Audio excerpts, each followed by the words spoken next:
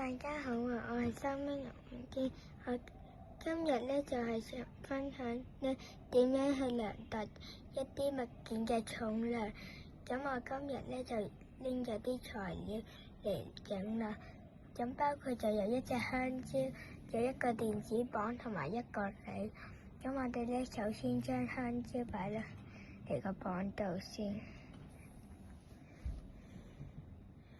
咁嗰個磅就寫住呢隻香蕉咧，就有136 G 啦，即係136克。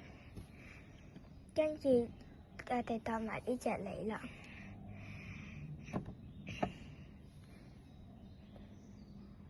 咁個磅就話咗俾我哋聽，呢隻梨咧就有113 G 啦，即係113克。咁由呢兩個物件嚟比較嘅話，香蕉咧就會重啲，而啤梨咧就會輕啲。我今日嘅分享就嚟到呢度，多謝大家。